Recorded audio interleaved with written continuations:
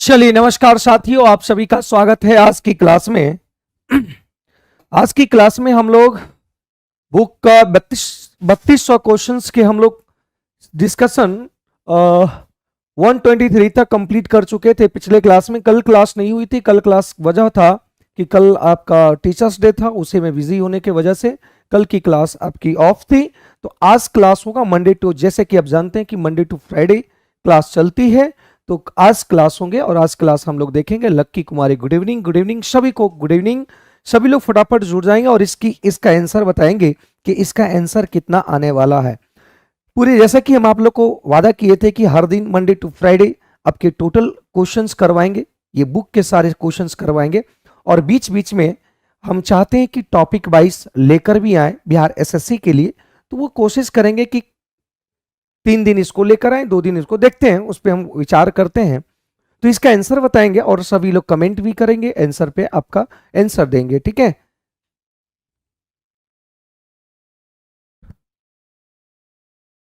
चलिए सभी लोग फटाफट जुड़ जाएंगे। और आज की क्लास ये देखो बेहतरीन सवाल है और ये आपके आरआरबी ग्रुप डी में पूछा गया था। अगर देखना एक चीज देख रहे होंगे, अभी जितने भी सवाल आप बना रहे होंगे तो आप देख रहे होंगे कि सबसे बहुत बहुत बहुत महत्वपूर्ण आपका जो होता है वो आपका ट्रिपलेट है।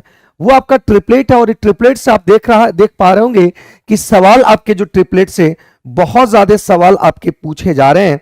तो हम ना क्यों ना ये ट्रिपलेट को हम अच्छे तरीके से कवर कर लें कि जहां पे आपको कोई प्रॉब्लम ना आए।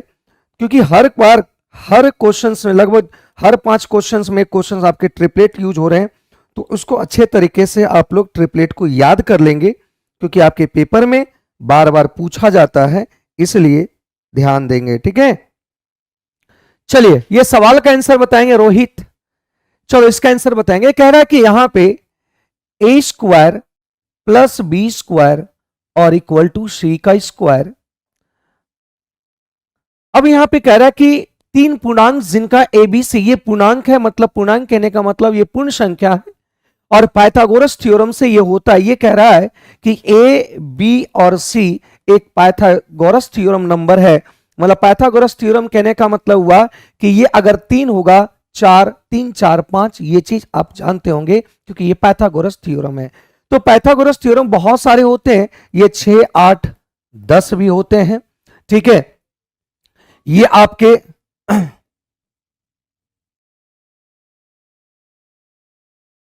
तो सारे ये पाइथागोरस थ्योरम थे, पाइथागोरस थ्योरम बहुत होते हैं। तो आपको जानना यहां पे है, आपको जानना यहां पे कि पाइथागोरस थ्योरम का अधिकतम मान 37 है।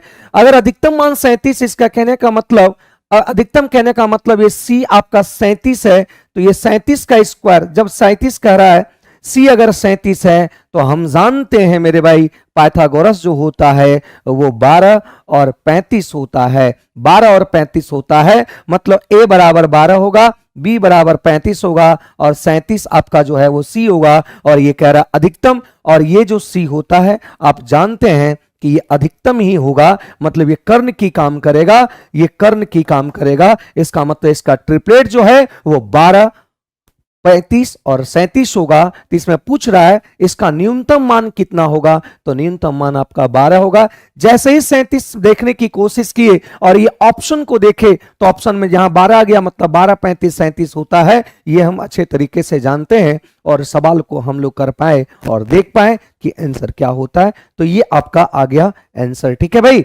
अगले सवाल पे बढ़ते हैं और अगले सवाल को देखो, ये भी बेहतरीन सवाल है। अगर आप लोग बना पाएंगे तो बताइएगा कि ये आंसर क्या है। और ये भी ग्रुप डी में पूछा गया सवाल है। तो ग्रुप डी में आपके सवाल बहुत लेवल के क्वेश्चंस भी हैं और कुछ इजी भी क्वेश्चंस हैं। हर तरीके के क्वेश्चंस आपके पेपर में पूछा जाता है। तो इसका आंसर बताएंगे भाई, तो आप लोग कमेंट करो भाई, आंसर बताओ, इसका आंसर क्या आएगा। करा 3 सेंटीमीटर किनारे वाले एक वर्ग के प्रत्येक कोण से, क्या बोल रहा है भाई, क्या बोल रहा है, देखो यहां पे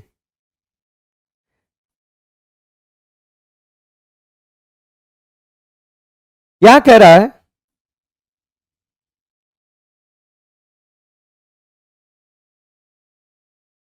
ये एक वर्ग है, ठीक है, एक वर्ग है। अब एक यहां पे कह रहा है कि एक वर्ग है और ये वर्ग आपका जो दिया हुआ है मेरे भाई, ये 3 सेंटीमीटर दिया हुआ है, ये भी आपका 3 सेंटीमीटर का दिया हुआ है। ये कह रहा है 3 सेंटीमीटर किनारे वाले एक वर्ग प्रत्येक कोने से 0.5 सेंटीमीटर का रेखाखंड को काट दिया जाता है और कटे हुए हिस्से में से एक शीर्ष है। देखो यहां इस तरीके से इसको काटा गया है, सॉरी त्रिभुज काटा गया है, त्रिभुज काटा गया ना, कोने को काटा गया। तो ये 0.5 और ये भी 0.5, इस तरीके से यहां भी काटा गया भाई, ये भी 0.5 और ये भी 0.5 का है, और यहां हर कोने में काटा गया है 0.5 और ये भी 0.5, और यहां पे हर कोने में काटा गया, मतलब ये 0.5 और ये भी 0.5, मतलब हर कोने में इसको क्या किया है, कट कर दिया, हर कोने में क्या किया है, कट कर दिया है। अगर हर कोने में कट किया, इस बात को समझिएगा, हर कोने में इसको कट किया गया है, तो ये आपका एक देखिएगा क्या बन जाता है, एक अष्टकोण बन जाता है। अष्टकोण कहने का मतलब अष्टभुजा बन जाते हैं, 1 3 4 5 6 7 और 8। अब यहां बोला गया है कि देखो यहां सवाल क्या बोला गया, इस प्रकार बने अष्टकोण का परिधि और क्षेत्रफल निकालना है।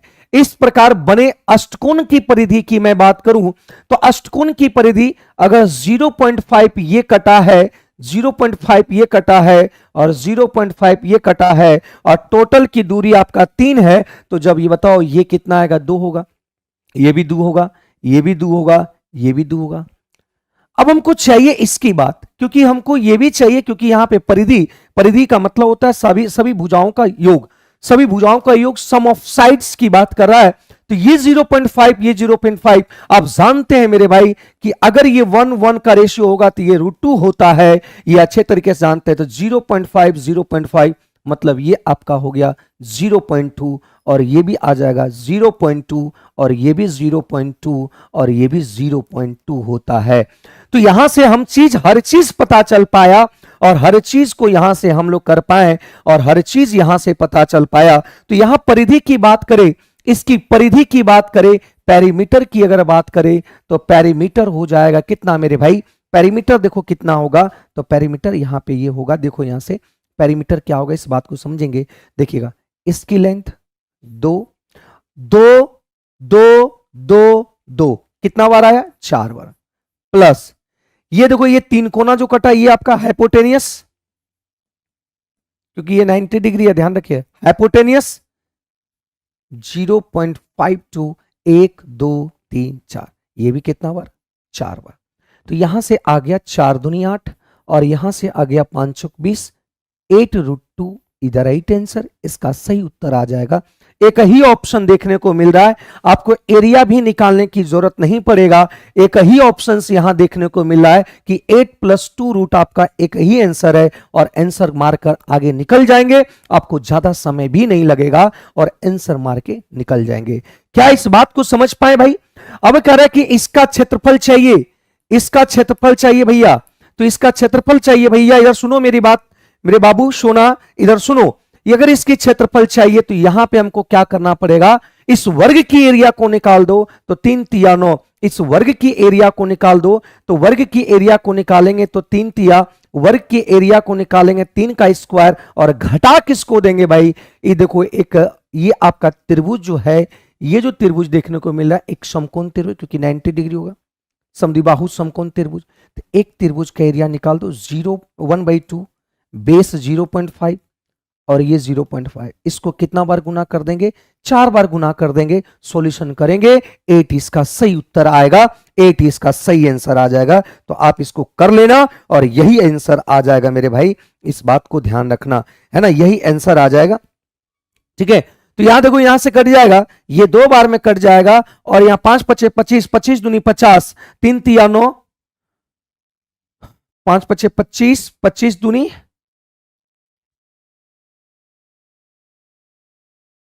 ये कितना हो गया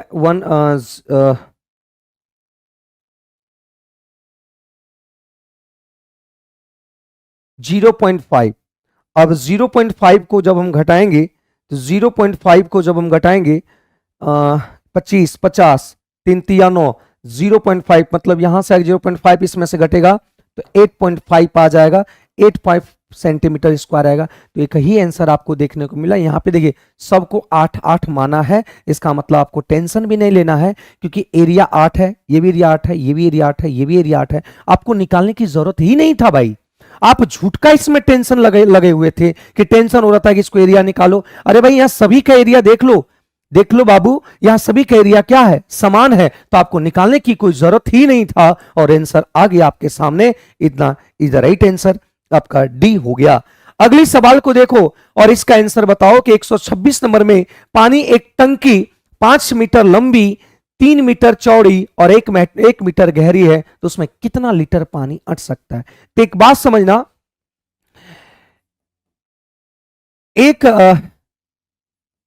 एक मीटर क्यूब बराबर होता है, ये बहुत तो बार यूज होता है, इसको आराम से रट लेंगे इसको। 1 मीटर क्यूब बराबर होता है 1000 लीटर। एकदम दिमाग में बैठा लो, दिमाग में बैठा लो, दिमाग के कॉपचे में इसको डाल लो मेरे भाई। ये अगर कभी भी लीटर की बात करें तो 1 मीटर क्यूब बराबर 1000 लीटर होगा। अब देखो पानी यहां पे ये पानी की टंकी है और ये टंकी जो होगा ये आपका घनवाकार होगा, घनवाकार होगा मतलब क्यूबाइड होगा। तो यहां से इसकी आयतन निकाल लो, तो आयतन होगा 5 इंटू 3 इंटू 1, क्योंकि इसकी आयतन होता है LBH, LBH होता है। अब जब LBH की अगर बात करें तो LBH मतलब ये आ गया। तो एक बात बताओ, ये हो गया कितना, 15 मीटर क्यूब। अब जब 15 मीटर क्यूब हुआ तो कह रहा है कि कितना लीटर पानी अट सकता है, तो इसमें हमको कितना गुना कर देंगे, 1000 गुना कर देंगे, क्योंकि 1 मीटर क्यूब बराबर 1000 लीटर, तो 15 मीटर क्यूब बराबर, तो गुना कर देंगे 15000 लीटर। आंसर आएगा ऑप्शन नंबर सी, इसका सही उत्तर आ जाएगा option number C. Khushboo Kumari का आंसर, पहला का आंसर खुशबू कुमारी का आ चुका है, बहुत बढ़िया, ये इज द राइट आंसर। खुशबू जी इसका आंसर 15000 आ गया। क्या कोई दिक्कत है यहां तक, बोलो मेरे भाई।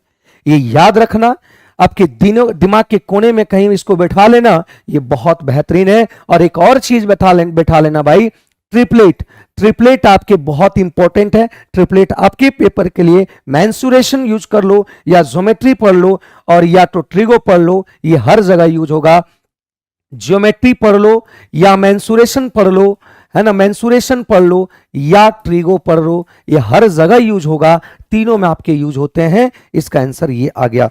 अगली सवाल की बात करते हैं। अगली सवाल देखो यहां क्या बोला गया है, एक समांतर चतुर्भुज की दो भुजाएं, दो समांतर भुजाओं के बीच की दूरी ज्ञात करना है। मतलब एक समांतर चतुर्भुज, समांतर चतुर्भुज यहां नहीं होगा, समलम चतुर्भुज होगा शायद, ये समांतर नहीं है, यहां पे गलत लिखा गया, समलंब होगा, क्योंकि समांतर चतुर्भुज में आमने सामने की भुजा बराबर होती है। यहां कह रहे समांतर भुजाओं की लंबाई 10 मीटर और 15 मीटर, अलग अलग तभी हो सकता है जब ये क्या हो, एक समलंब चतुर्भुज होगा तभी।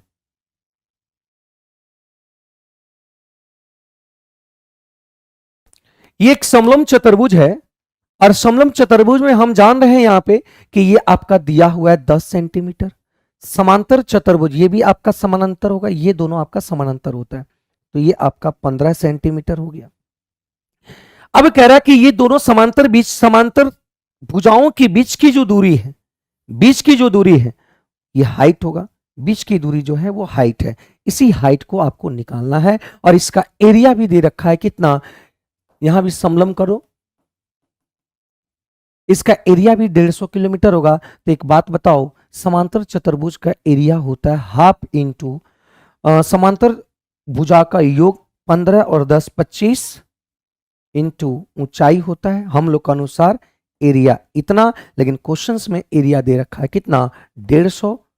तो देखो यहां से 25 छक्का और ये h बराबर आ गया कितना 12 सेंटीमीटर। इधर right answer 12 centimetre option number A, 12 centimetre option number A. Ranjan का आ रहा है, खुशबू कुमारी का आ रहा है, जितने भी बच्चे जुड़े हुए हैं आपसे रिक्वेस्ट है कि कॉपी और कलम लेकर बैठें और सॉल्व करने की कोशिश करें। जब सॉल्व नहीं करेंगे ना तो आपकी मानसिक जो है वो आपकी कैलकुलेशंस उतना फास्ट नहीं हो पाएगा जब तक आप कलम नहीं चलाओगे। दिमाग से भी बहुत जरूरी है, दिमाग से भी आप यूज कर सकते हैं, लेकिन आपकी कैलकुलेशन दिमाग से यूज ज्यादा नहीं कर सकते हैं। तो ये चीज को थोड़ा सा आप कलम कॉपी लेकर बैठो और आंसर का क्वेश्चंस की जवाब देने की कोशिश करो। जब कमेंट करेंगे तो मुझे भी अप्रिशिएट लगता है और होते हैं कि इसको और एक अच्छे तरीके से आप लोग को बता सके। देखो यहां से अगली सवाल की मैं बात करूं, अगला सवाल देखो कितना बेहतरीन सवाल है और बहुत इजी है, बहुत इजी है। देखो एक कॉन्सेप्ट है, थोड़ा सा इस बात को समझिएगा, एक कॉन्सेप्ट को अच्छे तरीके से ध्यान में बैठा लेना कि ये कॉन्सेप्ट क्या कहता है कि किसी भी त्रिभुज में अगर हम बात करें, किसी भी त्रिभुज में, त्रिभुज की यहां पे 3 भागों में इसको बांटा है, ये ए मान लिया, इसकी बेस बी है, इसकी बेस सी है। एक बात बताइए, एक बात बताओ मेरे भाई, सभी की हाइट जो होगी, सभी की हाइट, इस त्रिभुज की भी हाइट यही होगा, इस त्रिभुज की भी हाइट यही होगा, ये त्रिभुज की भी हाइट यही होगा। देखो इस त्रिभुज की बात करें, कहिएगा सर इस तरीके से बना हुआ है, इसकी हाइट यहां जाएगा, इससे क्या मतलब है, इसकी हाइट यहां पे आएगा, ये हाइट का लाएगा। तो हाइट आपका सेम होगा। एक त्रिभुज की बेस जितना भी भाग बांट सकता है, एक त्रिभुज की बेस अनेकों भाग में बांट सकते हैं, अनेकों त्रिभुज बना सकते हैं, लेकिन इसमें हाइट आपका सेम रहेगा। जब जब यहां पे बात करें कि हाइट अगर कांस्टेंट है, हाइट अगर कांस्टेंट रहता है मेरे भाई, जब हाइट कांस्टेंट रहता है तो हम कहेंगे कि जो यहां पे आधार है, आधार मतलब क्या, बेस, इसका ratio A ratio B ratio C है। क्योंकि एरिया क्या होता है, एरिया होता है, देखो एरिया क्या होता है, half into base into height. यहां पे बेस क्या है, बेस आपका ए है और हाइट आपका सेम है। तो इस तरीके से आप करना कि सभी जगह सेम हाइट रहेगा। ये डिपेंड कैसे करेगा, इस बात को समझिएगा। तो यहां पे आधार अगर सेम है, आधार अगर अलग अलग है और हाइट कांस्टेंट है, तो एरिया जो होगा, एरिया भी डिपेंड कर जाएगा किस पे, एस टू बीस टू सी पे, एस टू बीस टू सी पे। अब एक बात समझेंगे, जैसे एक एग्जांपल लेते हैं, समझिएगा, बहुत बेहतरीन कॉन्सेप्ट है।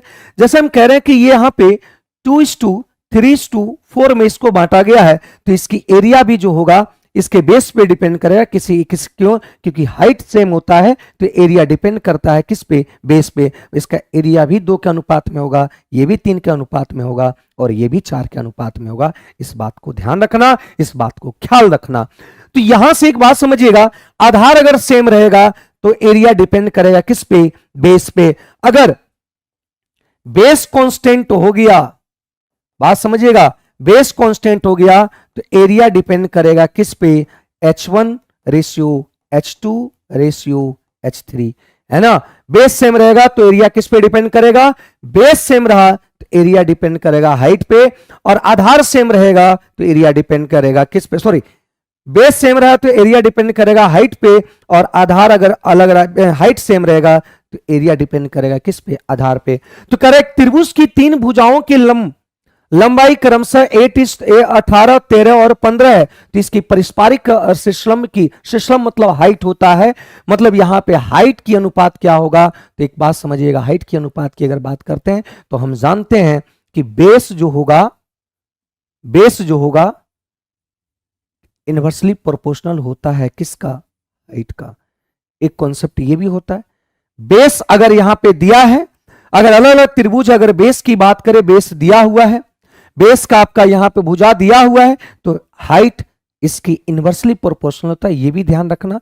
और ये भी एक कॉन्सेप्ट है कि हाइट अगर हाइट सेम है तो एरिया बेस पे डिपेंड करेगा, बेस सेम है तो एरिया हाइट पे डिपेंड करेगा, ठीक है। अब देखो यहां पे बेस दिया हुआ है, हम जानते हैं कि बेस जो है हाइट के इनवर्सली प्रोपोर्शनल होता है, याद रखना। तो यहां पे क्या है, तो हाइट शिर्षलम मतलब हाइट निकालना है, हाइट मतलब इसका उल्टा करेंगे, 1/8, 1/13 और ये 1/15, ठीक है। ये आ गया, अब देखो ये आ गया, तो 1/8 और 1/13 और ये 1/15। तो यहां क्या करेंगे, हरों का एलसीएम लेंगे। तो हरों का एलसीएम लेने के लिए यहां 8 ऑलरेडी है तो 13 × 15 यहां कर देंगे, है ना। यहां पे लिख देंगे 13 × 15, यहां पे लिखेंगे 15 8 20 से, और यहां लिखेंगे 104, 104 नहीं होगा,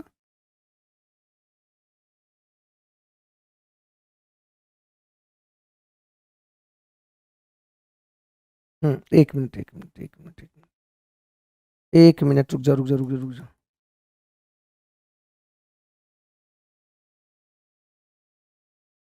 इसके तीनों कैल्शियम यहां लिखेंगे तो 8 से 8 कट गया, मतलब ये आ जाएगा 13 गुना कितना, 15।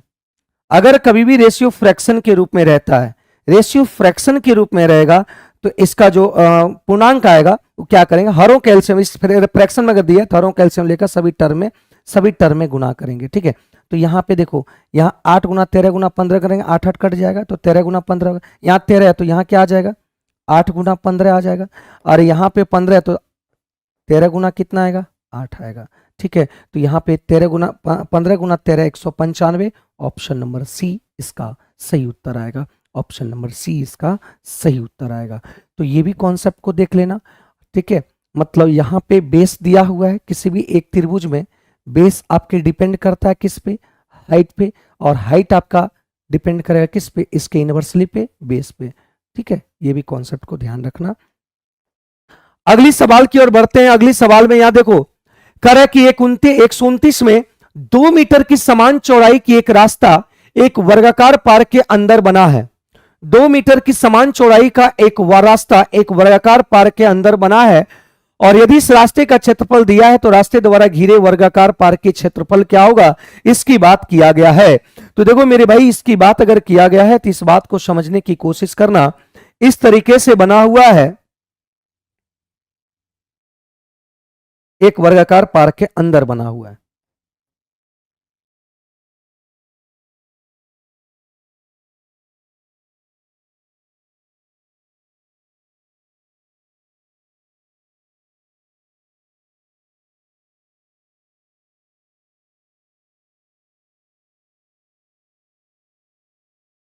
इसका आंसर बताएंगे आप लोग। तो यहां से अगर देखा जाए,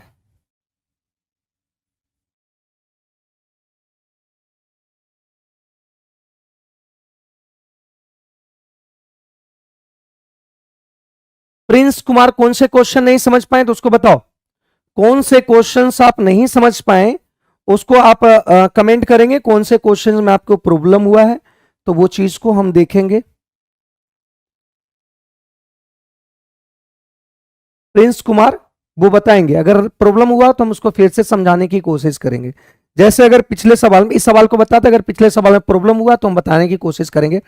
ये दिया हुआ है ए और ये दिया हुआ है ए, भुजा है, एक पार्क है, और पार्क के अंदर 2 मीटर की चौड़ाई का एक रास्ता बनाया गया। तो बताओ इसकी भुजा क्या होगा, एक छोटे एक वर्ग बनेगा, इसकी भुजा कितना होगा, a-4। तो रास्ते का जो क्षेत्रफल होगा,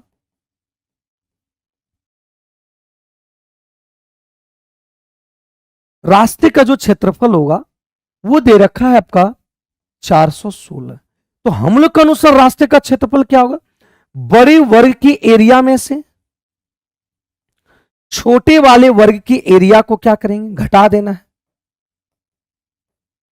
स्क्वायर करके, बड़े वाले वर्ग के क्षेत्रफल में से छोटे वाले को खींच के निकाल देना है। तो जो बचेगा वही आपका क्या कहलाएगा, रास्ते का क्षेत्रफल कहलाएगा। तो यहां से देख पा रहे हैं कि यहां आ गया a² माइनस a² प्लस 4 चौक 16। तो माइनस यहां प्लस होता है तो यहां लेकिन माइनस में होगा, क्योंकि ऑलरेडी माइनस में गुणा करेंगे। तो ये आपका क्या हो जाएगा, -16, और ये -2a भी आएगा तो माइनस माइनस प्लस हो जाएगा, 4 दूनी 8 4, और ये आ जाएगा इतना।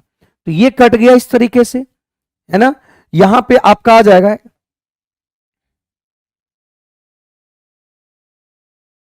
4 दूनी 8a इक्वल टू 416। अब एक बात बताइए, ये 16 उधर चल जाएगा तो 8a इक्वल टू आ जाएगा 432, a बराबर आ जाएगा 432/8। और ये सवाल आपके पूछे गए हैं ग्रुप डी में, 8 पंचे 40, 8 चौक 32, ये आ जाएगा। ठीक है प्रिंस, कौन से सवाल नहीं समझ पाए उसको बताएंगे, फिर से हम समझाने की कोशिश करेंगे। ए बराबर 54 आ गया, तो कह रहा है रास्ते का क्षेत्रफल क्या होगा, है ना।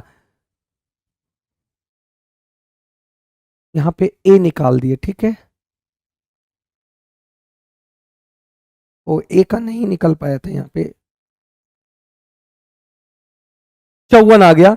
तो यहां से आपको निकालना है मेरे भाई, है ना, क्या निकालना है, रास्ते द्वारा घिरे पार्क का क्षेत्रफल, ओ रास्ते द्वारा घिरे हुए इस पार्क की क्षेत्रफल निकालना है।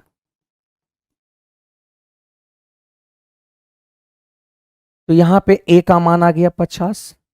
तो बताओ ये 2 कम है, इधर भी 2 कम है, सॉरी 54 आया। तो ये आपका 54 आया, तो पूरा ये मिलकर पूरा 54 हुआ। तो ये 54 हुआ, तो इधर भी 2 कम, इधर भी 2 कम है, तो ये वाला आपका आ जाएगा कितना 50। और इसका एरिया निकालने की बात कर रहा है। भुजा आ गया कितना 50 आ गया, तो 54 में से 4 गया 50 आ गया, तो इसका एरिया हो जाएगा 50 गुना 50, मतलब ये आपका 2500 आ जाएगा। इसका सही उत्तर आएगा 2500, इसका सही उत्तर आ जाएगा। ठीक है, अब देखो इसको आप बिना, एक बात समझिएगा, बिना कुछ किए हुए आप आंसर बता सकते थे। कहिएगा सर कैसे, ये आरआरबी ग्रुप डी में पूछा गया था सवाल, और विदाउट सॉल्यूशन के, बिना कुछ सॉल्यूशन किए हुए आप इसका आंसर बता सकते थे। बोलिएगा कैसे सर, कैसे इसको बता सकते थे, कैसे हम इसको सॉल्व कर सकते थे। देखो यहां पे, देखो बात को समझो, यहां पूछ रहे रास्ते द्वारा घिरे गए वर्गाकार पार्क का क्षेत्रफल, और वर्गाकार की क्षेत्रफल की अगर बात करते हैं तो वर्गाकार की एरिया जो होता है भुजा स्क्वायर होता है, वो किसी ना किसी का स्क्वायर होगा। तो एक ही ऑप्शन चारों में से देखने को मिल रहा है, एक ही ऑप्शन चारों में से देखने को मिल रहा है, वो है आपका कौन, डी, जो 25 का स्क्वायर है। और इसका आंसर आप 2500 मार के आगे निकल सकते हैं। अगर कोई बंदा अगर स्मार्ट तरीके से सोचता है, अगर किसी भी क्वेश्चंस को फोड़ने की क्षमता रखता है, अगर वो स्मार्ट तरीके से अगर सोचता है, तो वो आंसर आप अगर इसको सॉल्व करने की कोशिश करते, जिस तरह से मैंने आपको सॉल्व करके दिखाया और सॉल्व करता और तब आंसर जाके निकालता, आप अगर वो बंदा अगर कोई स्मार्ट तरीके से अगर सोचा होता, तो आप डायरेक्ट एक सेकंड में क्वेश्चन को सॉल्व करके और टिक मार के आंसर को आगे निकल जाता, इसमें उतना समय लॉस नहीं करता। तो रिजल्ट उस व्यक्ति का होगा, उस छात्र का होगा जो इस तरीके से वर्कआउट, कम समय में क्वेश्चन को सॉल्व कर पाए। तो वो इस तरीके से आएगा। जब प्रैक्टिस जब तक नहीं करेंगे तब तक इस तरीके का थॉट आपके सामने नहीं आ पाएगा, इस बात को ध्यान रखेंगे। ठीक है, अगले सवाल की बात करते हैं। कह रहे समचतुर्भुज की प्रत्येक भुजा की लंबाई 30 मीटर है, तो इसके द्वारा विकर्ण की लंबाई इतना है, तो समचतुर्भुज का क्या होगा। तो एक बात समझिएगा, समचतुर्भुज में अगर हम बात करते हैं, समचतुर्भुज की अगर बात करते हैं, तो ये चतुर्भुज नहीं होगा, समचतुर्भुज की अगर बात करते हैं तो समचतुर्भुज में आमने सामने की भुजा क्या होते हैं, बराबर होते हैं। आमने सामने की भुजा आपके क्या होते हैं, बराबर होते हैं। इस चीज को आप जानते हैं। ये वाला और ये वाला दोनों बराबर होगा, ये सभी बराबर होंगे। सॉरी, आमने सामने समचतुर्भुज है, रोम्बस है, तो सभी बराबर होंगे, बराबर कर दिए। और समचतुर्भुज में एक खासियत क्या है, इस बात को समझिएगा, इसका एरिया जो होता है समचतुर्भुज, एरिया ऑफ रोम्बस,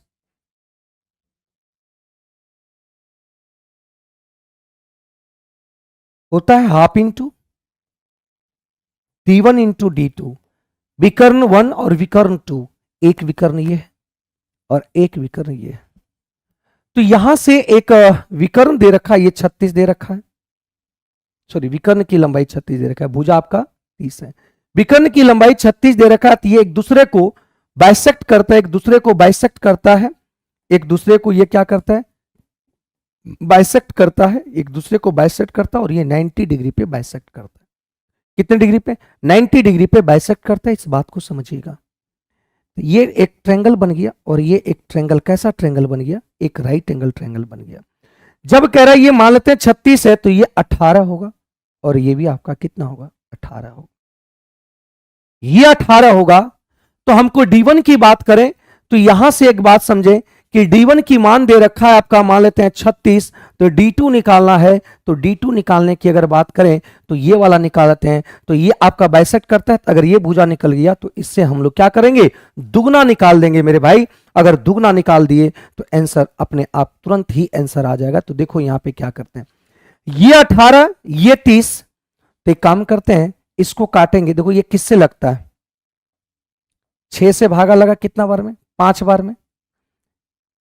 ये भी देखिए 5 छक्का 30, 3 छक्का 18।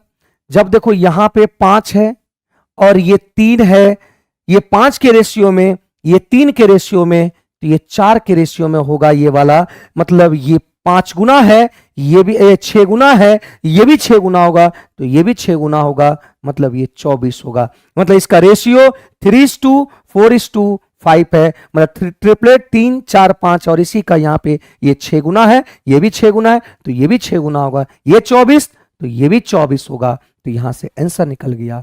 D1 का मान आप 36 और D2 का मान रखे हैं कितना, 48। इसका आंसर आ गया आपका ये 18, 64, एक ही ऑप्शन, 4 यूनिट डिजिट एक ही दिया हुआ है। आंसर आपका 864।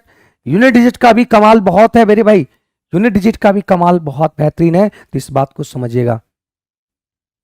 ठीक है, ये इसका सही उत्तर आ गया और सही इसका आंसर आ गया। ठीक है, अगली सवाल की बात करते हैं और अगले सवाल को हम लोग समझने की कोशिश करते हैं। तो कैसे हम ट्रिपलेट का यूज करके, कैसे हम ट्रिपलेट का यूज करके, कैसे हम ट्रिपलेट का यूज करके हम सवाल को बना पाए और देख पाए कि इसका आंसर क्या होगा, और ये आंसर को हम ला पाए और यहां पे बना पाए।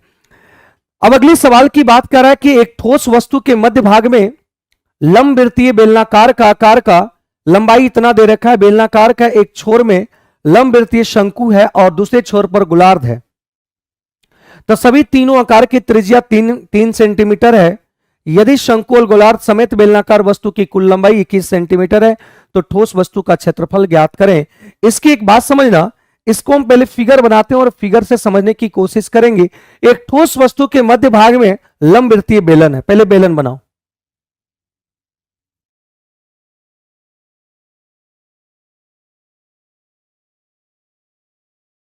बेलन बना लिया। कार्य बेलनाकार के एक छोर पर लंबवृत्तीय शंकु है,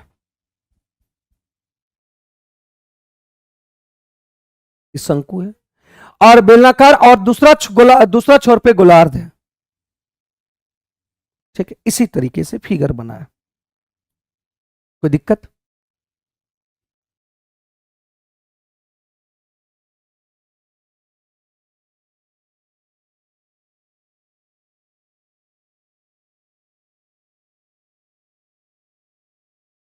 ठीक है, इस तरह का गोली है।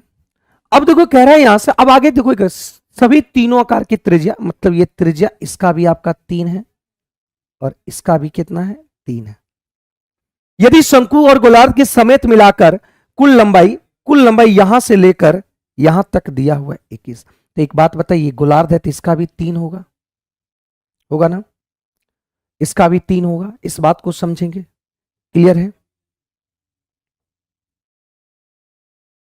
अब देखो क्या बोला है, त्रिज्या 3 है, गोलार्ध इतना है, टोटल लंबाई इतना है। तो एक बात समझेंगे यहां पे आपको करना, सर अंकगणित कब पढ़ाओगे इसका बताना प्लीज। देखो भाई, क्वेश्चंस आपके सब में पूछे जाते हैं, तो जब में सब में पूछा जाता है सवाल, तो हर चीज को हम बताएंगे, हर चीज को इसमें देखने की कोशिश करेंगे। क्यों? जब तक अगर नहीं इसमें सॉल्व करवाएंगे तो कोई भी यहाँ पे उपाय नहीं है, क्योंकि ये भी सवाल आपके उतना ही मत। अब देखो एक बेलनाकार लंबाई भी दिया है 14, मतलब यहां से इसकी लंबाई 14 है,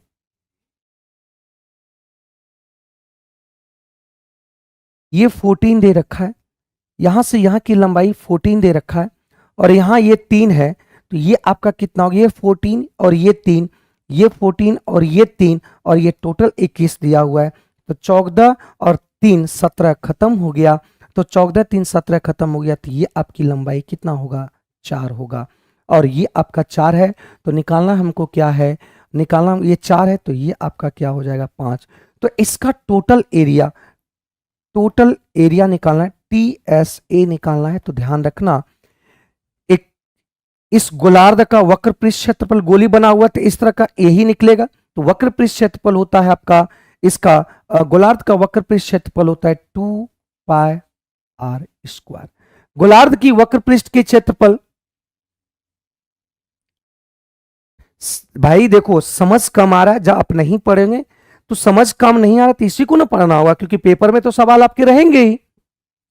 अब बताओ ये वाला आपका कितना है, ये आपका क्या है भाई, ये आपका क्या है, तो ये आपका देखो एक बेलनाकार है और बेलनाकार की वक्र पृष्ठ का क्षेत्रफल क्या होता है 2πr² होता है। फिर इसका बेलनाकार ये सॉरी शंक्वाकार का वक्र पृष्ठ क्षेत्रफल क्या होता है πr/l होता है। तो यहां से आप यूज करो पाई पाई पाई पाई निकाल दो बाहर। जब पाई पाई बाहर निकल गया आर आर भी आ रहा है और इसको सॉल्व कर दो। आर का मान 3 दिया है तो 3 का स्क्वायर 9, 9 दूनी 18। आर का मान 3 दिया है और इसकी शंकु जो बेलन की ऊंचाई है वो 14 दे रखा है, तो 14 या 42 और 42 दूनी यहां पे आ जाएगा कितना 84। पाई निकल गया यहां पे r इंटू एल, आर आपका 3 है ये 5 है तो 5 3 15 ये आ गया। तो यहां से देखो यूनिट डिजिट को देखो 5 4 9 9 8 17, तो 7 यूनिट डिजिट एक ही ऑप्शन में है, पूरे सॉल्व करने की जरूरत नहीं है मेरे भाई। यूनिट डिजिट को देख के डायरेक्ट मार दो 117 पाई इसका सही आंसर होंगे। हमसे तो चित्र ही नहीं बनता है भाई। नरेश कोशिश करेंगे, देखेंगे अपने ही अपने आप बनना स्टार्ट हो जाएगा नरेश, ठीक है। इसका पीडीएफ आपको टेलीग्राम पे मिल जाएगा, platform by Naveen Kumar Singh Telegram पे मिल जाएगा। क्योंकि देखो ये चीज आप नहीं पढ़ेंगे, आप रेलवे भरवे कीजिएगा, रेलवे आप टेक्नीशियन भरे होंगे है ना, एलपी भरे होंगे, एनटीपीसी भरिएगा, फिर उसके बाद ग्रुप डी आएगा, ये सभी आप भरेंगे ही और सब में भर भर के सवाल आपके एडवांस मैथ से रह रहे हैं, भर भर के सवाल आपसे पूछा जाता है मेरे भाई, है ना। 40 40 और 60% का रेशियो रहता है, इस बात को समझिएगा। तो इसके लिए आपको पढ़ना ही पड़ेगा नरेश, इसका कोई भी उपाय नहीं है। सफलता शॉर्टकट नहीं मिलती है, सफलता मेहनत करने से मिलती है। शॉर्टकट कोई रास्ता नहीं है कि हम अगर मैथ्स को नहीं बना पाएंगे तो मैथ्स आपका एडवांस मैथ नहीं बनेगा तो सफलता मिल जाएगा, ऐसा नहीं। आपको 40 और 60% की रेशियो में ये क्वेश्चंस रहते हैं, तो आपको करना ही पड़ेगा।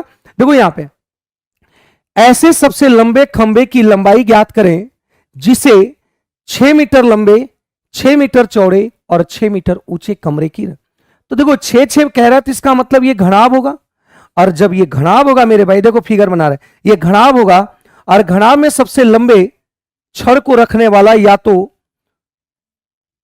इसमें खंबे आंटने वाला एक ही होगा, वो हम कह रहे हैं ये 6 है, ये भी 6 है, ये भी 6। इसमें अगर रटने वाला अगर बात करें तो इस कोने से लेकर इस कोने तक देख लो, और ये कोने से ये कोने जो कहलाता है ये विकर्ण कहलाता है, और विकर्ण को ही हम कह सकते हैं कि सबसे लंबे छड़ी की लंबाई होगी। मतलब किसी रूम की अगर बात करते हैं, किसी रूम की अगर बात करते हैं तो रूम में एक बात बताओ, एक हमको बांस की सबसे बड़ी सी बड़ी लेंथ को रखना है, तो एक बात बताइए उस कोने से लेकर इस कोने तक अगर कोना कोनी रखेंगे तो सबसे लंबे आपका वो रखाएगा। तो इस बात को समझिएगा, सबसे लंबी छड़ी होगी वो सबसे लंबी छड़ी होगी, इस बात को हमेशा ध्यान रखना, ये समझे। तो यहां पे एक बात समझिएगा कि इसी तरीके से आपको करना ही पड़ेगा, लगा दी। तो यहां से सबसे विकर्ण की बात करें तो सबसे लंबी छड़ी की लंबाई ये होगा। अब एक बात समझो, तो यहां पे सबसे लंबी विकर्ण की छड़ी जो होती है तो ये आपका होता है आपका a√3 होता है। और a√3 की अगर बात करते हैं तो a√3 की अगर बात करते हैं तो यहां से हो जाएगा a का मान, देखो a मतलब होता है भुजा साइड, और ये a√3 मतलब 6√3 is the right answer. Option number A इसका सही आंसर हो जाएगा। इनका पीडीएफ कहां मिलेगा, नरेश योगी पीडीएफ इनके platform by Naveen Kumar Singh channel पे, आपको टेलीग्राम चैनल है उसी पे इसका पीडीएफ मिलेंगे, तो वहीं आप जाके उसको क्या करेंगे देख लेंगे, ठीक ना। तो वहीं पे इसका पीडीएफ आपका डला हुआ है, वो आप जाके निकाल लेंगे वहीं से। आगे बढ़ते हैं, अगले सवाल की बात करते हैं। समकोण त्रिभुज की एक आसन भुजा क्रमशः 5 सेंटीमीटर और 12 सेंटीमीटर है। त्रिभुज की लंबी भुजा को अक्ष के रूप में उपयोग करके हम त्रिभुज को उसकी धुरी पर पूरी तरह से घुमाकर एक समकोण वृत्तीय शंकु बनाते हैं। अब यदि हम एक लंब वृत्तीय बेलनाकार पात्र को भरते हैं जिसकी त्रिज्या 5 सेंटीमीटर 3 बार पानी के साथ एक मग के रूप में शंकु को प्रयोग करते हैं तो कंटेनर में पानी की ऊंचाई कितनी होगी, इसकी बात बोला गया है। इसकी बात बोला गया, देखो यहां से बात समझिएगा, इतनी बड़ी सवाल है। अब इतनी बड़ी सवाल है, आप लोगों को लगता होगा कि सर इतना बड़ा सवाल कैसे बनाएंगे, समझ में नहीं आता फिगर कैसे बनेगा। तो हम फिगर बनाने की कोशिश करते हैं। एक बात समझे, हम यहां पे एक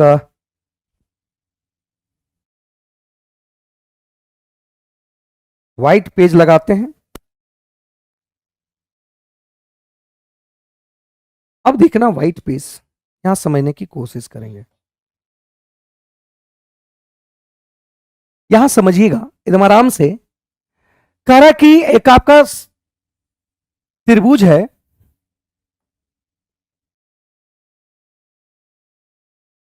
एक त्रिभुज है और ये त्रिभुज आपके एक समकोणीय है। ये एक त्रिभुज समकोणीय है। जैसे में यहां कह रहा है, देखो यहां सवाल यहां दिखने को मिल रहा होगा, कह रहा है एक समकोण त्रिभुज है, आसन भुजाएं 5 और 12 है। आसन भुजाएं मतलब होता है अगल बगल वाले। अगर ये 5 है, एक मिनट देख लो और देख लेते हैं, 5 है। त्रिभुज की लंबी भुजा को अक्ष मान करके, त्रिभुज की लंबी भुजा जो आपका ये 12 है और ये आपका 5 है। इसको क्या किया है, इस बात को समझिएगा। इसको पकड़ा यहां पे, इसको हम अक्ष मान लिए, इसको इस तरह से पकड़ा, अब पकड़ के इस छोर को पकड़ा, इसको सीधा सीधी खड़ा रखा टाइट, और इसको पकड़ के घुमा दिया। इस तरीके से चारों तरफ घुमा देगा। बात को समझिएगा। इस तरीके से 12 सेंटीमीटर भुजा को पकड़ा और एक त्रिभुज बनाया। यहां पे ये आपका हाइपोटेनियस है, इसको पकड़ा और पकड़ते हुए इसको घुमा दिया इस तरीके से। और जब ये घूम जाएगा तो एक बात बताइए, एक शंकु का रूप ले लेगा। मतलब ये इस तरीके से अगर घुमा है तो यहां से ध्यान रखिएगा, इस तरीके से एक आपका क्या बन जाएगा,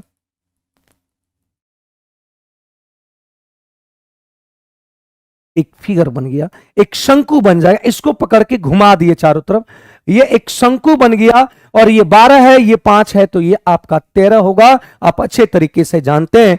तो ये एक क्या बन गया, एक कोण बन गया, एक कोण का रूप धारण कर लिया, एक कोण का रूप धारण कर लिया। अब इसी कोण के धारण कर लिया। अब यहां से क्वेश्चन क्या पूछ रहा है, क्वेश्चंस को देखते हैं, बता रहे हैं। अब यदि हम एक लंबवृत्तीय बेलन पात्र को भरते हैं जिसकी त्रिज्या 5 सेंटीमीटर 3 बार पानी के साथ एक मग में जाता है तो उसको ऊंचाई कितना बढ़ेगा, इसकी बात किया गया। अब एक बात समझना, एक चीज समझने की कोशिश करना। ये एक मग है, ये एक मग है। इसी मग से क्या किया, एक यहां पे एक बेलनाकार प्रकार का एक बर्तन लिया और इसमें से पानी को इसमें डाल रहा है। और ये इसको क्या किया, एक मग पानी लिया डाल दिया, फिर दूसरा मग से इसमें पानी लिया डाल दिया, तीसरा मग लिया, 3 बार इसमें डाला गया। कितना बार डाला गया, 3 बार इसमें डाला गया है। तो पानी की ऊंचाई मान लेते हैं कि पानी की ऊंचाई आपका यहां तक आ गया। आपका पानी की ऊंचाई मतलब यहां पे h ऊंचाई तक बढ़ गया। तो h ऊंचाई तक, इसकी त्रिज्या दे रखा है कितना, इसकी त्रिज्या दे रखा है कितना, 5। बेलन का त्रिज्या कितना दे रखा है, 5 दे रखा। तो एक बात समझो, इसकी वॉल्यूम की अगर बात करते हैं तो 1/3 पाई आर स्क्वायर। आर कितना है, दोनों का 5 ही है भाई, देखो तो, हाँ 5 है। तो ये आपका आर स्क्वायर मतलब ये 5 का स्क्वायर इंटू हाइट कितना है, 12। और इस प्रकार से ये एक मग नहीं डाला, इसमें एक मग का आयतन था, इसमें 3 मग डाला गया। तो इसमें 3 गुना कर देंगे तो इसका जितना आप पानी इसमें 3 मग में जितना पानी होगा ये सारा डाला गया, मतलब इतने की वॉल्यूम बराबर होगा इसकी वॉल्यूम। तो पाई आर स्क्वायर की बात करेंगे 5 स्क्वायर, और यहां पे h निकल आएगा क्योंकि पानी डालने के बाद h ऊंचाई तक बढ़ गया, यही h ऊंचाई निकालना है। तो सीधी सीधी पाई से पाई काट दो, 5 स्क्वायर से 5 स्क्वायर काट दो, 3 से 3 कर दो, मतलब ये 12 सेंटीमीटर आपकी ऊंचाई बढ़ेगी, 12 सेंटीमीटर इसकी ऊंचाई बढ़ेगी। Option number 12 is the right answer. Option number 12 इसका सही आंसर होगा। क्या इस बात को समझ पाए कि सवाल किस तरीके से आपका पूछा गया? अगर सवाल को आप समझ पाएंगे तो सवाल को ही अगर समझ पाए तो आप याद रखना सवाल आपके लिए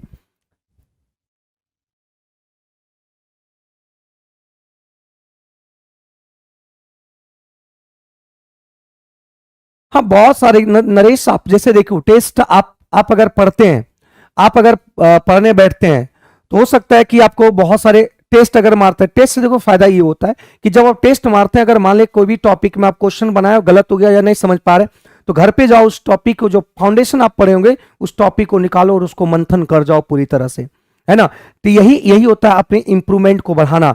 एक तो टेस्ट मारना बहुत जरूरी है, एक सेट डेली मारने की जो आदत डालो, क्योंकि टेस्ट मारने से आपकी मानसिकता, आपकी जो सोच है वो डेवलप होता है एग्जाम के प्रति। एग्जाम में किस तरह के क्वेश्चंस आएंगे वो चीज आपको फायदा करेगा, इस बात को ध्यान रखना। तो यहाँ पे ये इसका सही उत्तर आ गया, ठीक है।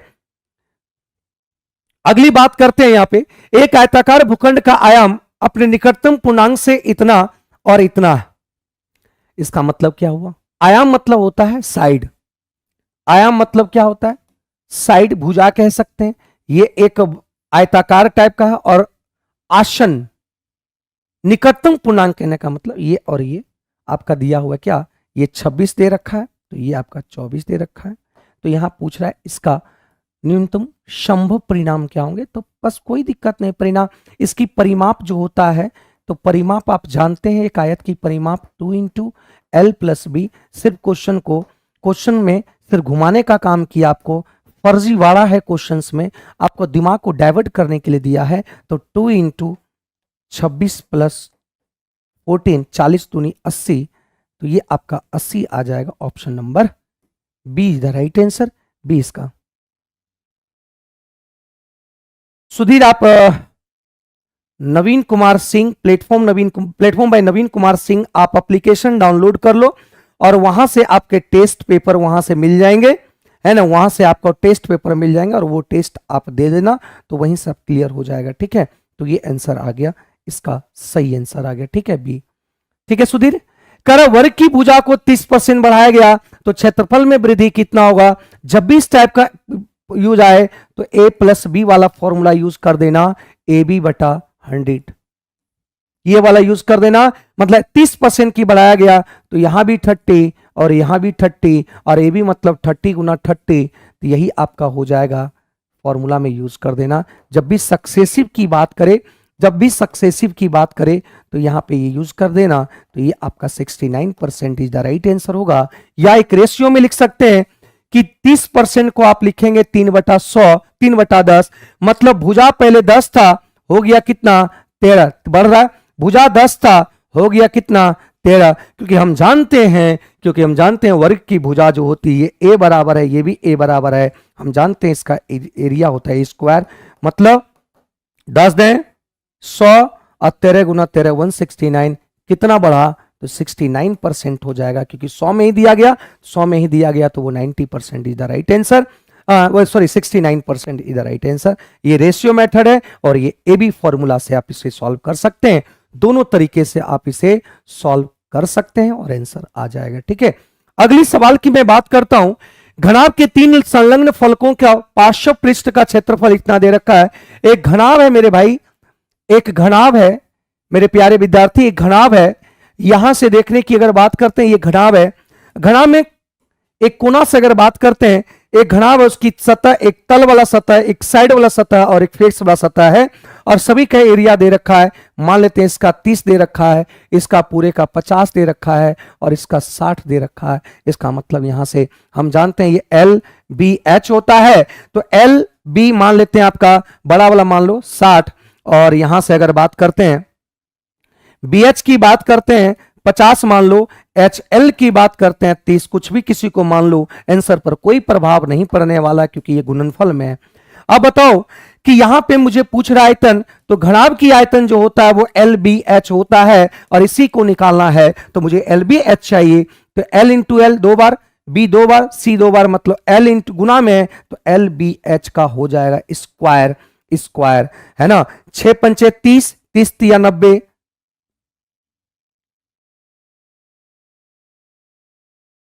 तो यहां से काम करो, यहां पे 3, तो यहां से गुना करेंगे 6 पंचे 30, 30 तिया 90, तो यहां आ गया 90 और 90 पर जीरो देखेंगे 3 जीरो आ जाएगा, तो यहां से एल बी एच का मान आ गया कितना, इसका रूट निकालेंगे तो 300 आ जाएगा, तो option number D is right answer, D इसका सही आंसर आ गया। ठीक है, अजय कुमार का आ रहा है, चंद्रवंशी जी आप लेट से जुड़े हैं, सुधीर का आपका आंसर आ गया, नहीं आया, सुधीर सी बोल रहे हैं, नहीं गलत बात है, डी सी नहीं होगा, आपके 300 आंसर होंगे, ये इसका सही उत्तर आएगा। ठीक है, क्लियर है।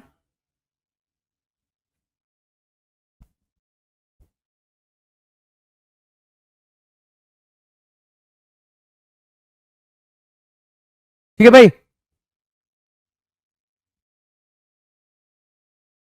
ठीक है, हाँ सही रहेगा नरेश, कहीं से भी ये पढ़ सकते हैं, ऐसा कोई नहीं है, कहीं से भी पढ़ सकते हैं। देखो अगला कह रहे हैं 18 सेंटीमीटर और 12 सेंटीमीटर विमाओं वाले एक आयत को एक ऐसे समचतुर्भुज के रूप में परिवर्तित करना है, किया जाता है जिसका परिमाप आयत के परिमाप के बराबर है। देखो यहां से एक कह रहा आयत है आपके पास, आयत के आपके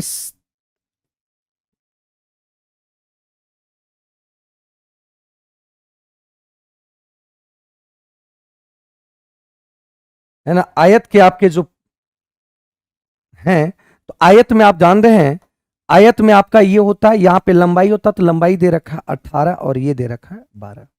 अब क्या करें, इसकी विमाओं वाले एक आयत को एक ऐसे समचतुर्भुज के रूप में परिवर्तित किया जाता है, मतलब इसको चेंज कर दिया और एक समचतुर्भुज के रूप में इसको परिवर्तित किया गया। समचतुर्भुज में चारों भुजा क्या होते हैं, बराबर होते हैं, ये भी ए, ये भी ए, सभी बराबर होते हैं। इसका परिमाप आयत के परिमाप के बराबर होगा। क्या किया, ये तार से बना हुआ था, इसको चेंज करके एक वर्गाकार बना दिया, मतलब चेंज करके एक समचतुर्भुज बना दिया, सॉरी इसको आयत को चेंज करके एक समचतुर्भुज बना दिया। तो इसकी जो परिमाप है, यहां दे भी रखा है कि जिसका परिमाप एक आयत के परिमाप के बराबर है, ये कन्वर्ट किया था समचतुर्भुज में, तो इसका जो परिमाप होगा इसके परिमाप के बराबर होगा। इसका परिमाप, एक बात बताइएगा, इसका परिमाप क्या होता है, 2 इंटू एल प्लस बी, तो ये आ गया कितना, 18 और 12 30, और ये किसके द्वारा किसके परिमाप के बराबर होगा, तो इसका परिमाप होता है 4a, क्योंकि चारों भुजा बराबर होते हैं। परिमाप का मतलब होता है विमाओं का योग, भुजाओं का योग होता है। ठीक है, तो यहां से कट जाएगा 2 बार में, और ये कट गया 15, मतलब a बराबर निकल कर आ गया कितना, 15, मतलब इसकी भुजा निकल कर आ गया कितना भाई, इसकी भुजा निकल कर आ गया फिर 15, 15 इसकी सही आंसर हो गया। ठीक है, सुधीर ट्रिगोनोमेट्री आपका करवा रखे हैं, आप देख सकते हैं जाके, ट्रिगोनोमेट्री पूरा पूरा करवा दिए, 6-7 वीडियो लगा है इसकी प्लेलिस्ट में आप जाके देख लेना, है ना, इसकी प्लेलिस्ट में जाके देख लेना। अब देखो यहां क्या बोला गया, ये निकल कर आ गया। अब आगे देखो, यहां से देखो, एक कोण जो है 120 डिग्री का है, एक कोण जो है यहां से कितना है, 120 डिग्री का, मान लेते हैं ये कोण 120 डिग्री, ये 15 है और ये भी 15 है। एक बात समझना, एक कॉन्सेप्ट हमेशा ध्यान रखना, हमेशा जहन में बैठा लेना, है ना, हमेशा दिमाग के कोपचे में अपने डाल लेना। ये देखो एक आपका त्रिभुज है, ये एक्स है और ये वाई है, और इसका यहाँ पे दिया हुआ है थीटा, तो इसका एरिया क्या होता है, तो एरिया होता है हाफ इंटू क्रॉस संगत भुजाओं का गुणनफल, और ये हो जाएगा साइन थीटा। तो एक बात समझिएगा, इसी तरीके से एक फिगर भी यहां से हम कह सकते हैं कि इसकी एरिया निकालना है ना, इसकी एरिया जब निकालना है, तो यहां से जब इसकी एरिया निकालना है, तो बात समझिएगा, ये 2 भाग में बांटेगा, ये भी, और ये 2 भाग में, एक भाग का एरिया निकाल लो, उसमें दुगना कर दो, तो यहां से देखो एरिया निकालेंगे, तो ये आपका 15, ये भी 15, तो यहां से हो जाएगा हाफ इंटू 15 गुना 15 225, और गुना साइन 120, और पूरे पर 2, क्योंकि ये 2 टर्म है, ये भी 2 एरिया बन गया, एक एरिया ये, एक, तो एक एरिया निकाल दिया, उसमें दुगना कर दिए, तो ये निकल कर आ जाएगा। तो यहां से आ जाएगा 2 से 2 ये कट गया, तो 225 इंटू साइन 120 को लिख सकते हैं, साइन 120 को लिख सकते हैं कॉस 30 डिग्री। 90 प्लस 30, तो 90 प्लस 30 ये आ गया कॉस 30 डिग्री। ये ट्रिगो यूज हुआ है, तो 225 और इसकी अगर बात करते हैं तो इसका मान होता है √3/2। तो आंसर यही आ जाएगा, ये option number D, option number D is the right answer. ठीक है,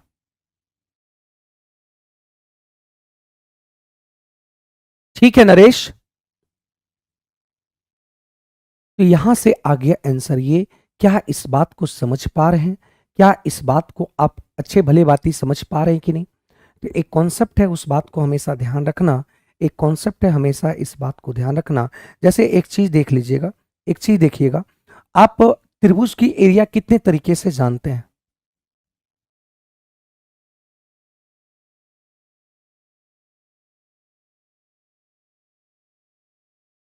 त्रिभुज की एरिया कितने तरीके से जानते हैं? एक ये त्रिभुज है, एक ये त्रिभुज है, तो एरिया कितने तरीके से जानते हैं? एक तो आप कहिएगा सर, आप तो एक कहिएगा हीरोन फॉर्मूला से। अगर ये ए बी सी दिया हुआ है तो आप कहिएगा सर पहले एस निकाल लो, A plus B plus C, A plus B plus C by 2, और हीरोन फॉर्मूला से एरिया निकालेंगे तो ये आ जाएगा एस इंटू एस माइनस ए, एस माइनस बी और एस माइनस सी। दूसरे तरीके से आप कह सकते हैं कि इसमें हाइट दिया हुआ है, हाइट दिया हुआ है h, तो यहां से कहिएगा हाफ इंटू बेस, आपका यहाँ पे half into base into height. ये दो, अगर बेस दिया है और हाइट दिया हुआ है, ठीक है, ये काम ये कर सकते हैं। क्लियर है? दूसरा काम आप ये कर सकते हैं, दूसरा काम आप सिंपल त्रिभुज की बात कर रहे हैं, हम ये कोई नाम नहीं दिए, सिंपल त्रिभुज की मैं बात कर रहा हूं, half into base into height. अगर एक यहाँ पे ये दिया हुआ है, अगर ये थीटा दिया हुआ है, ये एक्स दिया हुआ है, ये वाई दिया हुआ है, तो यहां से एरिया निकल कर आएगा हाफ इंटू क्रॉसपोंडिंग साइड्स की गुणनफल, क्रॉसपोंडिंग साइड्स का गुणनफल एक्स इंटू वाई, और ये आपका साइन थीटा होगा। जब ये थीटा दिया है और इसके क्रॉसपोंडिंग, थीटा जिस एंगल का दिया हुआ उसके क्रॉसपोंडिंग साइड दिया हुआ है, तो आप ये एरिया निकाल सकते हैं इतने तरीके से। ठीक है, अच्छा ठीक है सुधीर, मैं उसको करवा दूंगा। ठीक है, ठीक है भाई, ठीक है सुधीर, मैं बना दूंगा उसके लिए। तो ये सारे चीजों को समझ पाए। देखो एक चीज समझिएगा, 16 मीटर लंबे और 10 मीटर चौड़े हॉल के फर्श पर बिछाने के लिए 20 सेंटीमीटर और 10 सेंटीमीटर आकार की कितनी ईंटी की आवश्यकता होगी? एक बात समझना मेरे दोस्त, एक बात समझना मेरे भाई, यहां पे एक बात समझेंगे, ये एक हॉल है, हॉल का एक फर्श है, एक रूम है मान लेते बड़ा सा, उसमें फर्श दिया हुआ है और इसकी लंबाई 16 है और इसकी लंबाई 10 है। करे कि इसमें एक हॉल में फर्श पर बिछाने के लिए इतने प्रकार का ईंट चाहिए, ईंट चाहिए, इस तरीके से ईंट बना हुआ है,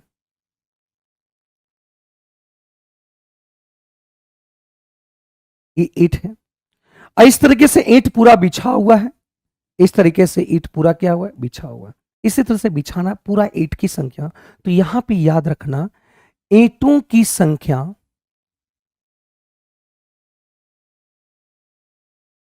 ईंटों की संख्या तभी पता चल पाएगा, ये पूरे सतह का एरिया निकाल लो, तो सतह मीटर में है, ये मीटर में है, ये भी मीटर में है और ये सेंटीमीटर में है, तो दिक्कत इस बात का हो जाएगा, तो ये सेंटीमीटर में, क्योंकि ये 20 आपका दे रखा है और ये 10 सेंटीमीटर दे रखा है, तो इसको भी सेंटीमीटर में चेंज कर दो।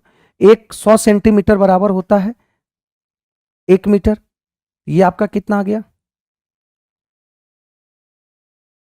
तो बताओ, फर्श का एरिया हो जाएगा 1600 लंबाई गुने चौड़ाई,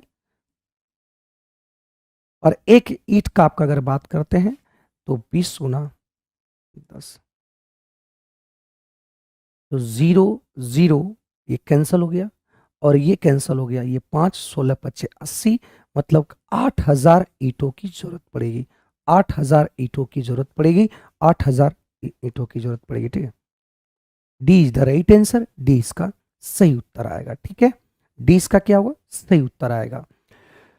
अगला सवाल है कि एक समचतुर्भुज की एक भुजा की लंबाई 4 है, इसके एक विकर्ण दे रखे हैं तो दूसरे विकर्ण की लंबाई क्या होगी। एक यहां देखो, एक आपका ये समचतुर्भुज है,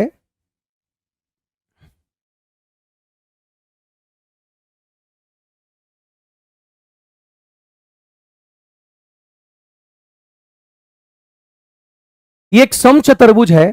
असमचतुर्भुज की आमने सामने की भुजा बराबर होती है, रोम्बस इसको बोलते हैं। इसको हम लोग क्या बोलते हैं, समचतुर्भुज को रोम्बस बोलते हैं। इसकी भुजा की लंबाई 4 है और ये भी 4 है। कह रहा है इसका विकर्ण एक आपका दे रखा है कितना, 6, और ये एक विकर्ण मान नहीं दिया हुआ है। तो एक बात समझना कि इसमें रोम्बस में, समचतुर्भुज में विकर्ण को एक दूसरे को बाइसेक्ट करता है, एक दूसरे को बाइसेक्ट करता है, और बाइसेक्ट जहां करता है वो कह रहा है कि वो दोनों एक दूसरे को 90 डिग्री पे बाइसेक्ट करता है। समचतुर्भुज के विकर्ण एक दूसरे को 90 डिग्री पे बाइसेक्ट करता है। बाइसेक्ट का मतलब होता है बराबर भाग में डिस्ट्रीब्यूट करता है और 90 डिग्री पे डिस्ट्रीब्यूट करेगा। एक 6 है, अगर एक 6 कहने का मतलब ये अगर 3 है तो ये भी 3 होगा, क्योंकि एक की लंबाई, एक विकर्ण की लंबाई 6 है तो ये 3, तो ये भी 3 होगा। इस बात को समझना, ये एक 90 डिग्री ट्रायंगल बन गया, मतलब एक समकोण त्रिभुज बन गया। जब एक समकोण त्रिभुज बन गया तो ये कर्ण हो गया। ये आपका मान तो बेस मान लो, या आधार मान लो, या ऊंचाई मान लो। ये ऊंचाई है तो ये आपका बेस निकलेगा, तो ये इसका निकल करके आएगा रूट अंडर कर्ण का स्क्वायर और माइनस इसका 3 का स्क्वायर। तो यहां से आ जाएगा कितना, √7 आएगा। तो यहां बोला गया है दूसरे विकर्ण की लंबाई, मतलब इस विकर्ण की लंबाई,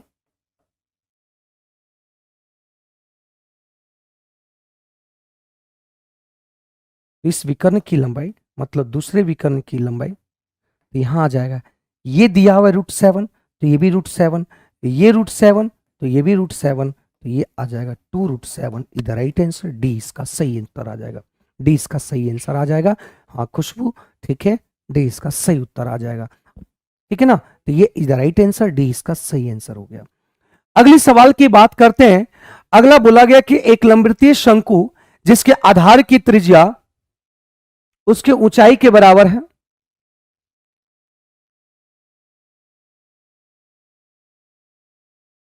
देखो यहां एक शंकु है, कह कि यहां पर एक लंबवृत्तीय शंकु जिसके आधार की त्रिज्या उसके ऊंचाई के बराबर है। मतलब अगर ये कह दें कि त्रिज्या, अगर त्रिज्या x है तो ये भी आपका x होगा, क्योंकि हाइट और, क्योंकि यहां पे हाइट और त्रिज्या दोनों कह रहा है बराबर है। अब तोड़ के पढ़ो अगले सवाल को, बराबर है। का आयतन, किसका आयतन, शंकु का आयतन एक अर्धगोले के आयतन के बराबर है। एक अर्धगोले कहने का मतलब इस तरीके का है अर्धगोला, इसकी त्रिज्या क्या है ये पता नहीं, इसकी त्रिज्या को हम लोग क्या मानते हैं, r मानते हैं। तो इसकी जो आयतन होगा, इसका जो इसका वॉल्यूम जो होगा वो 1/3 पाई r स्क्वायर, तो r स्क्वायर इंटू एच, तो ये क्या होगा, दोनों x³ हो जाएगा, क्योंकि r भी वही है h भी वही, तो r स्क्वायर इंटू एच, तो h भी x, r स्क्वायर x, तो ये मान लिए। तो इसका देखो यहां होता है पूरे गोले का 4/3 होता है पाई r³, तो ये 2 से 2 कट गया, ये 3 से 3 कट गया, और यहां पे आंसर देखने को मिल गया, यहां से आंसर देखने को मिल गया क्या, देखो यहां से ये x³ और ये r इधर आ जाएगा x³, तो ये आ गया 2 बटा कितना 1। तो यहां से रेशियो हम निकाल सकते हैं कि x बटा r, तो ये आ जाएगा कितना, क्यूब रूट ऊपर चल जाएगा और यहाँ 1 पे क्यूब रूट जाएगा तो कोई फर्क नहीं पड़ेगा। मतलब आंसर हो गया बी, इसका सही आंसर आ जाएगा, बी इसका सही उत्तर आ जाएगा, ठीक है, बी इसका सही आंसर आ जाएगा। 3 4 5 से नहीं होगा क्या, नहीं, यहाँ पे 3 4 5 कैसे होगा, यहाँ देता तब ना, ये 3 है या 4 है तो ये तब होगा, ऐसे नहीं होगा, ठीक है। तो ये इसका सही आंसर आ गया। तो यहां तक हम लोग सारे क्वेश्चंस को कर पाए, क्लियर है यहां तक। तो यहां तक सारे क्वेश्चंस हम कर पाए।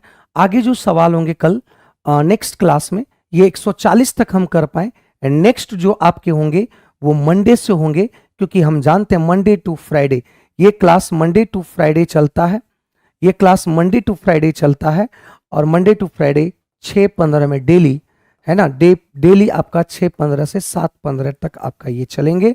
इस बात को हमेशा ध्यान रखना। और अभी बुक ही चलेगा, बुक ही चलेगा, ये बुक चलेगा कौन सा, 3200, ठीक है, 3200, ठीक है। ये बोर्ड पीडीएफ अभी डला जाएगा।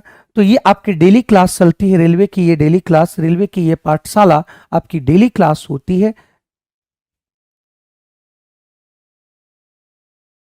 3 4 5 नहीं लगेगा क्योंकि कर्ण आपका 4 दिया है।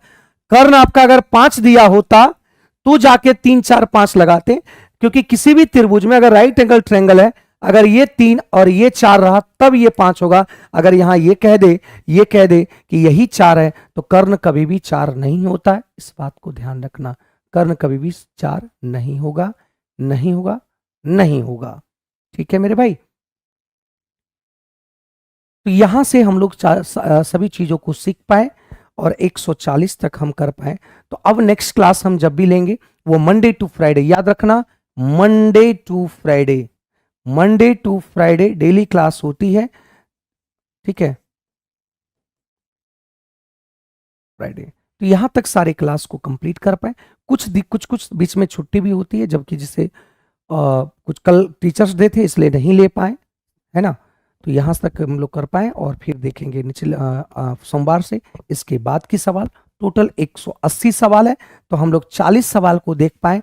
180 सवाल टोटल है, टोटल आपके 180 सवाल है। तो 40 सवाल हुआ, 2 दिन और लगेगा, 20 सवाल और ये भी 20 सवाल, ठीक है। इसके बाद ज्योमेट्री स्टार्ट करेंगे, ज्योमेट्री के बाद फिर हम कुछ ये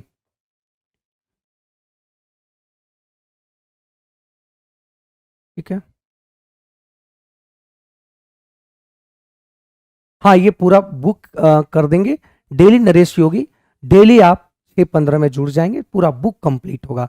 आप अगर ट्रिगो देखना चाहते हैं, अलजेब्रा देखना चाहते हैं और इसके प्रीवियस क्वेश्चन देखना और भी चाहते हैं तो इसका प्लेलिस्ट बना हुआ है, प्लेटफॉर्म बाय नवीन कुमार सिंह, जाइएगा वहां पे प्लेलिस्ट होगा, प्लेलिस्ट में जाइएगा, 2 3 4 के बाद आपको प्लेलिस्ट मिल जाएगा, ठीक है। चंद्रवंशी जी, ठीक है, 30 क्वेश्चन लेकर देखो, क्वेश्चन अगर इजी रहा तो 30 क्वेश्चन चला जाएगा और हार्ड रहा तो फिर आपको 20-25 क्वेश्चन में ही जाके अटकना पड़ेगा, ठीक है।